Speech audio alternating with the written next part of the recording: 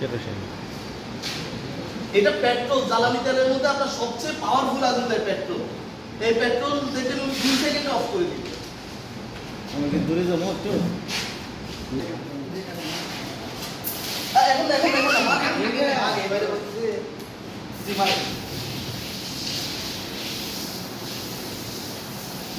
বলতেছে আমার এই জাস্ট অনলি স্প্রে করে দেওয়া, এই জাস্ট আগুন শুধুমাত্র স্প্রে করে দেওয়া।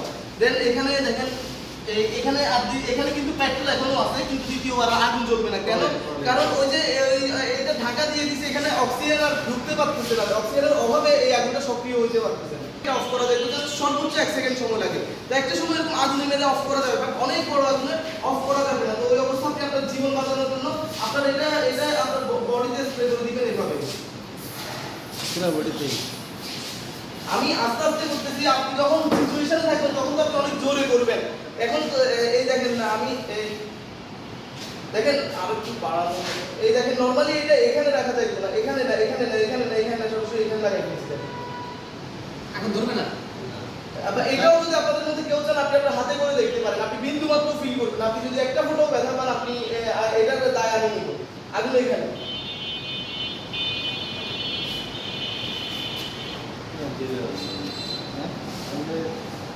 একটা জিনিস খেয়াল করেন যে আগুনের তাপ যখন লাগে এই বুদবুদটা মোমের মতো গলতে থাকে। এটা গলতে গলতে গলতে গলতে আপনার মাটিতে একটু টিস্যু পাওয়া যাবে, আপনার এই চামড়া পর্যন্ত আগুন আসতে আপনাকে একটা টোটাল দিবে, সময় দিবে। তো ওই সময় যদি আগুনটা ধরেন একবারে হার্ডকোর টাইপের ফায়ার হয়, সেই ক্ষেত্রে আপনি হয়তো সময় কম পাবেন। কিন্তু আগুন যদি ধরেন তাও আপনি মিনিমাম 3-4 মিনিট সময় পাবেন। আর যদি আগুনটা মিডিয়াম পর্যায়ের হয়, সেই ক্ষেত্রে আপনি মোটামুটি 7-8 মিনিট সময় পাবেন। এরপরে যে বিষয়টা আমরা নরমালি এভাবে দাঁড়াই, কিন্তু আপনি এক্সটিংগুইশার ব্যবহারে যদি এভাবে দাঁড়ান, সেক্ষেত্রে এটা যখন চাপ দিবেন, এটার একটা প্রেসার যাবে, প্রেসারে আপনি এরকম উপর হয়ে পড়ে যেতে পারেন। দেখা গেছে সামনে উপর হয়ে পড়ে গেলেন, দুর্ঘটনা আরো বড় করতে পারে। সেজন্য বলা হয় ফ্লেক্সিবিলিটি রাখতে হবে। ফ্লেক্সিবিলিটি রাখার জন্য আপনি যে হাতে তুলছেন, আপনি যদি ডান হাতে তুলেন, সেক্ষেত্রে আপনার বাম পা সামনে নিতে হবে। সেক্ষেত্রে এটা চাপ দেওয়ার সাথে সাথে পায়ের ফ্লেক্সিবল করবে, আপনি উপর হয়ে পড়ে যাবেন না। আর এক লাস্ট যেটা ব্যবহারে যে বিষয়টা একবার অবশ্যই ফলো করতে হবে, যেটা ছাড়া আপনার আগুন নিভবে না, সেটা হচ্ছে বাতাসের অনুকূলে মেরে আগুন অফ করতে হবে। এখন আপনি আগুন লাগলে কিভাবে বুঝবেন যে বাতাস কোন দিকে যাচ্ছে বা বাতাসের অনুকূল প্রতিকূল দিক কোনটা? এই বিষয়টা সবাই একটু খেয়াল করেন যে আগুনটা ধরেন এখানে লাগছে, হ্যাঁ, আগুন এই রাউন্ড এরিয়াতে আগুনটা লাগছে, আগুন থেকে উৎপন্ন যাচ্ছে এদিকে।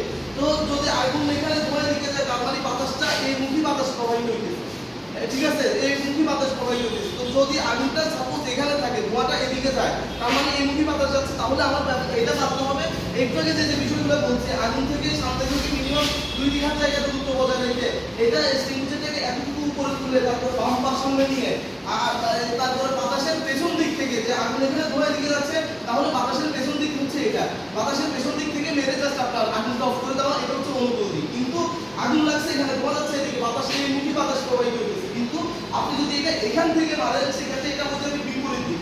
বিপরীত দিক থেকে মারলে হবে কি যে আপনি বড় বড় দুইটা প্রতিবন্ধকতা ফিল করবেন। এক হচ্ছে আপনার এই ধোঁয়াটা আসতেছে এদিকে, আপনি দাঁড়ায় আছেন এখানে, এই ধোঁয়াগুলো সব আপনার নাকে মুখে চোখে ঢুকতেছে, আপনি চোখে দেখবেন না।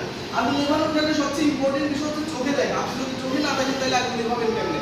এরপরে তাও ধরে আপনি চোখে দেখলেন, তারপর পাউডারগুলো আপনি এই পাশ থেকে আপনি আগুনে মারলেন, বাতাস আসতেছে এদিকে, তো বাতাসের সাথে পাউডারের সংঘর্ষ হবে, হয়ে যে পরিমাণ প্রেশার দিয়ে এটা আগুনে পড়তো, ওই পরিমাণ প্রেশার নিয়ে আগুনে পড়বে না, আপনার নাকে মুখে ঢুকবে, আপনি অজ্ঞান হবেন, আপনার সাথে খারাপ কোনো দুর্ঘটনা ঘটতে পারে। জাস্ট এই কয়েকটা বিষয় আপনারা বুঝছেন সবাই। আর আমি আরেকটা বিষয় আপনাদেরকে অ্যাড করি, যে জাস্ট এটা শুধুমাত্র আপনাদের ইয়ার জন্য, যাতে সহজ হয় ফায়ার এক্সটিংগুইশার ব্যবহার, এই জন্য আপনাকে ইয়া করা। যেমন আমি যদি আপনাদের বলি যে আপনি এই সিলিন্ডারটা আপনি উপরে তুলেন, আপনি তুলবেন কিভাবে? আপনি দেখেন এরকম করেই তো আপনি তুলবেন, এরকম করেই তো আপনি তুলবেন নরমালি। তো এরকম করে তুললে আপনি 3টা প্রতিবন্ধকতা ফিল করবেন। এক হচ্ছে এটার ওজন 16 থেকে 18 কেজি, 16 থেকে 18 কেজিতে 16 থেকে 18 কেজি মনে হবে। আবার এরকম করে তুললে এটা যখন চাপ দিবেন, এটার একটা প্রেসার যাবে, প্রেসারের হাত থেকে ইয়া হয়ে ফসকে পড়ে যাওয়ার সম্ভাবনা থাকে।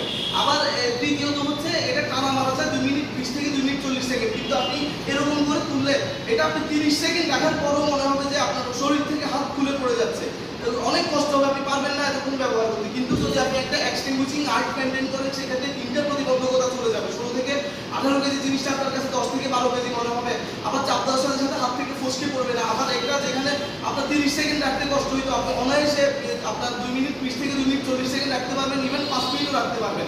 আপনারা সবাই করেন, হাতটাকে টোটাল 3টে পার্টে ভাগ করেন, শেষের 3টে আঙ্গুল একসাথে হবে। আপনারা চাইলে সবাই করতে পারেন, আপনারা ধরেন আজকে জেনে গেলে আজীবন মনে থাকবে, এই শেষের 3টে আঙ্গুল একসাথে হবে। শাহাদাত আঙ্গুল এটা আলাদা, এটা আলাদা, এটাকে বলে এক্সটিংগুইশিং আর্ট। এই 3টে আঙ্গুলের নাম হচ্ছে ওয়েট, এটা হচ্ছে সাপোর্ট, এটা হচ্ছে প্রেস। এই দেখেন এটা তুলবেন কিভাবে, আপনার এই 3 আঙ্গুলের উপর থাকবে ওয়েট, এই 3 আঙ্গুল হচ্ছে ওয়েট, এই ওয়েট, আর এটা হচ্ছে সাপোর্ট, এই সাপোর্ট, আর এটা প্রেস। জাস্ট এরকম করে মুভ করে ফেলবেন। এখন আপাতত এটার জন্য একটু হ্যাসেল হবে, কিন্তু ব্যবহার করার সময় তো এটা থাকবে না, এটা খুলে